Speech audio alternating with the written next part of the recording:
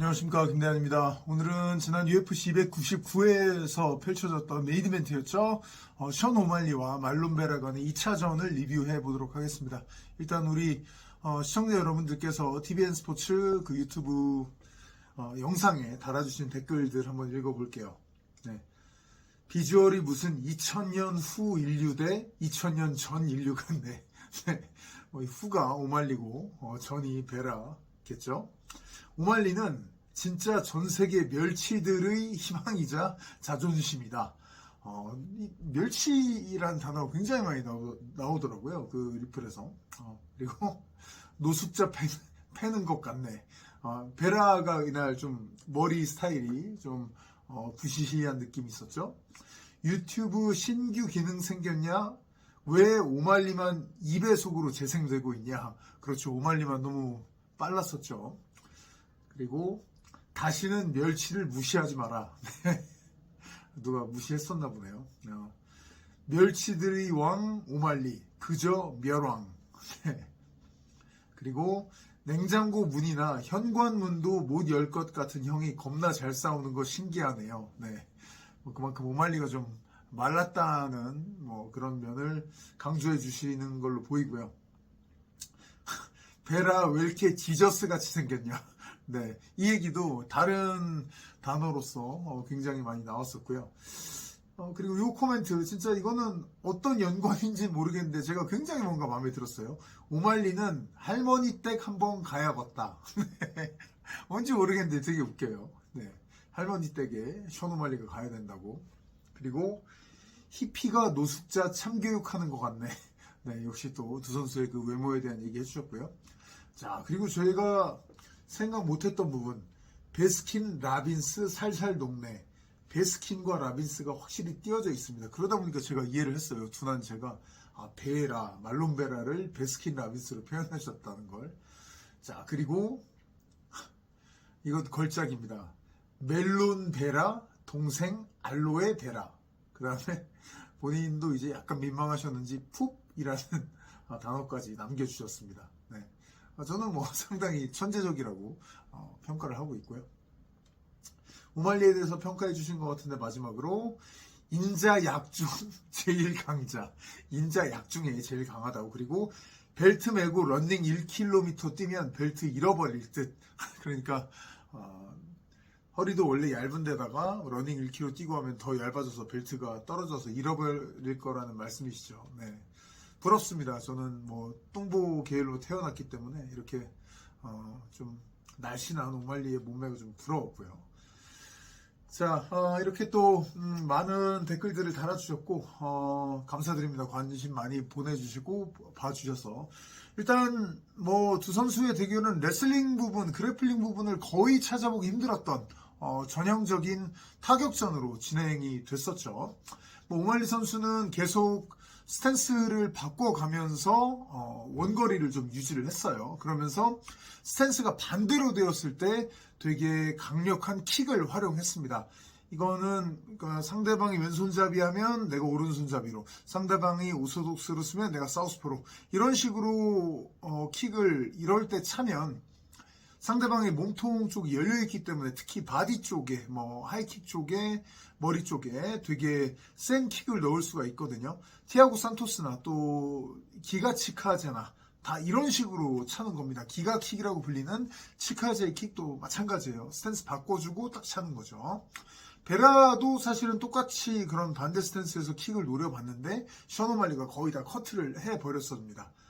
그리고 오말리가 원래 인, 아웃, 들어갔다 나왔다 하면서 때리는 센스가 원래 좋은 선수였어요. 이걸 잘하는 선수인데 근데 원래 그런 좋았던 센스에다가 풋워크 그리고 페이크 모션 같은 걸 되게 강화해서 나왔습니다. 그러다 보니까 베라가 더 좀 힘들 수밖에 없었고 연타를 되게 많이 날렸는데 경기를 다시 보시면 오말리가 안면에 날리는 베라의 안면에 날리는 펀치는 거의 다 잽과 스트레이트였습니다. 훅과 어퍼컷은 최대한 아꼈죠.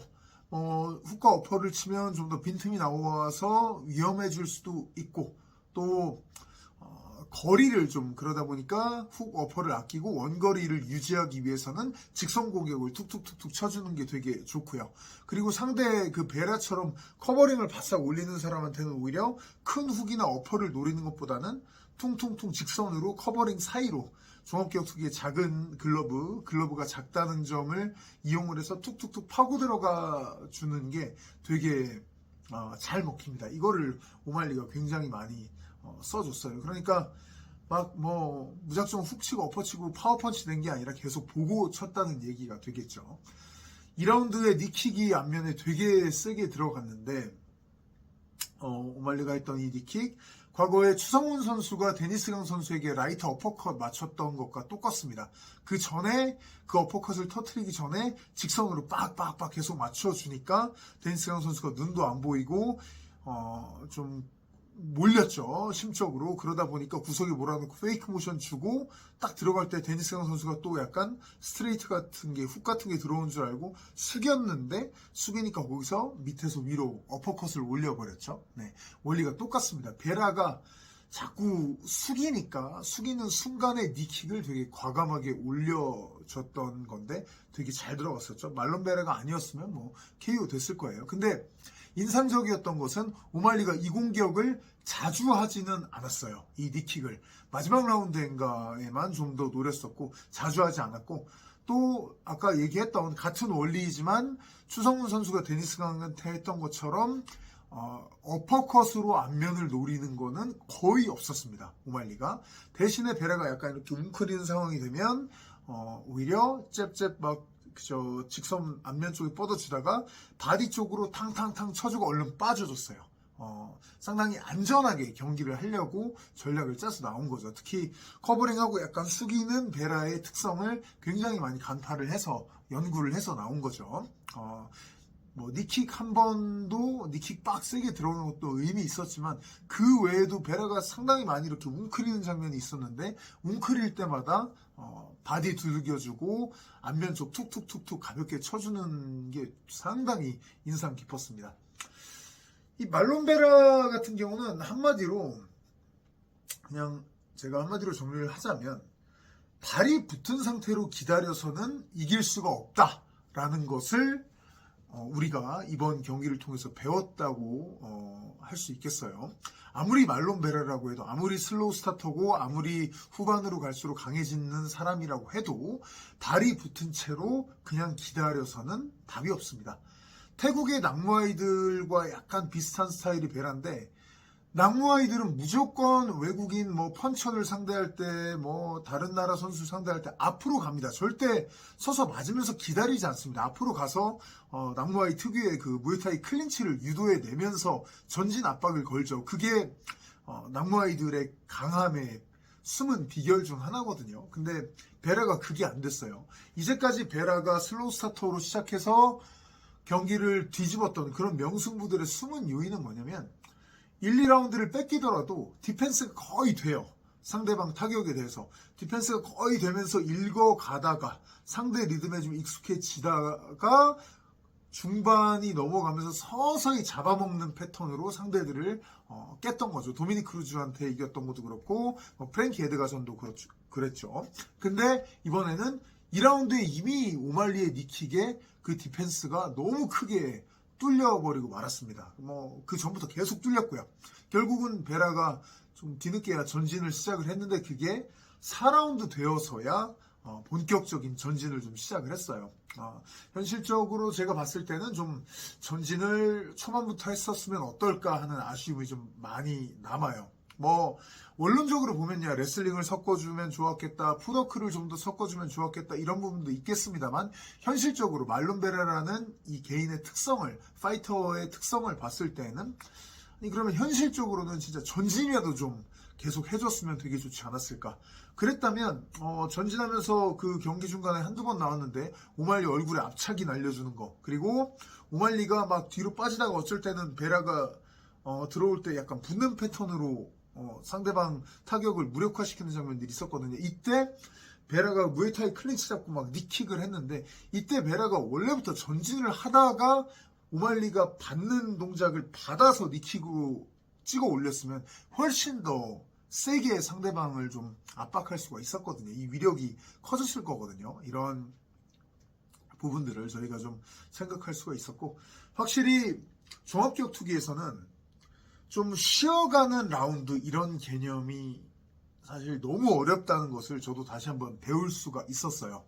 이 프로복싱 경기를 보면은 예전에 유명한 게 뭐 무하마드 알리가 조지 포먼을 이겼을 때 포먼이 막 연타 막 치고 그랬는데 알리가 그 로프에 기대가지고 그걸 받아내면서 초반 중반까지 좀 그냥 대주는 듯 하다가 포먼의 그 체력 저하를 좀 노린 다음에 결국은 뒤집어서 이기는 이런 장면이 나왔는데, 초반을 좀 내주고 이후를 도모한다, 후반을 중반 이후를 도모한다, 이런 개념인데, UFC에서 나온 적이 있습니다. 카를로스 콘디도 전성기 때 많이 했었고, 가장 최근에 제가 기억나는 것은 마테우슈 감롯이 아르만 사루키안에게 1, 2라운드 내준 다음에 3, 4, 5라운드를 따서 뒤집었죠. 근데 그 콘디시나 감롯 같은 사람들조차 항상 이런 문법을 실현해낼 수는 없습니다. 왜? 프로복싱은 12라운드잖아요. 12라운드. 되게 길잖아요. 라운드 수 자체가 되게 많잖아요. 종합기억 투기는 타이틀전이라도 5라운드. 타이틀전이 아닌 경기는 특별한 경우를 제외하면 3라운드입니다. 그러니까 종합기억 투기의 라운드는 5분의 1이에요. 중요성이. 프로복싱의 라운드가 12분의 1이라고 한다면, 그러니까 좀 더 호흡이 굉장히 긴 장기전이니까 프로복싱은 좀 중간에 좀 라운드 따주고 앞서다가 쉬어가는 라운드 하나 정도, 두 개 정도 쉬어가다가 다시 좀 따서 오고, 이런 전략을 사실 펼 수가 있는 건데, 종합기억 투기는 그런 식으로 하는 거, 말론 베라가 쉬어가는 라운드를 하려고 했다는 얘기는 아니고, 좀 이번 경기 앞두고 그런 얘기를 했었거든요. 슬로우 스타터라는 부분은 굳이 바꿀 생각이 없다. 사실 전문가들이나 기자들이 그런 얘기 팬들이 그런 얘기 많이 하는데, 내 동료들 중에는 나한테 그렇게 얘기한 사람은 없다라고 하면서 본인의 스타일의 자부심을 좀 드러내면서 접근을 했거든요. 근데 확실한 건 객관적으로 봤을 때 이제까지 경기들을 KO 승으로 이기고 뒤집은 경기들에서도 저지들의 스코어 카드에서는 좀 밀렸던 적이 확실히 있었거든요. 그런 것들은 베라가 조금은 인지를 하고, 약간 본인이 아까 할 수 있었던 부분, 좀 전진이라는 부분을 좀 더 했으면 어땠을까 하는 아쉬움이 남는데, 근데 또 베라가 생각보다 터프하지만 디펜스가 굉장히 좋고 디펜스에 신경을 많이 쓰는 스타일이거든요. 상대방을 되게 많이 읽으려고 하는 스타일이에요. 그러다 보니까 좀 과감한 전진은 스타일상 초반부터 하기에는 좀 그 사람 자체가 썩 내키진 않았을 거라는 생각도 해봅니다. 이거는 역시 저라는 부족한 1인의 의견일 뿐이고, 베라한테 어떻게 얘기하는 게 아니라 저희가 이런 부분에서 이런 상황에 처하면 어떻게 해야 되는지 케이스에 따라서 좀 배워보는 정도로 생각을 해주시면 좋겠습니다. 네. 너무 재밌는 경기였고요. 하여튼 많은 관심과 그 댓글 남겨주신 시청자 여러분들께 다시 한번 감사드리겠습니다. 고맙습니다.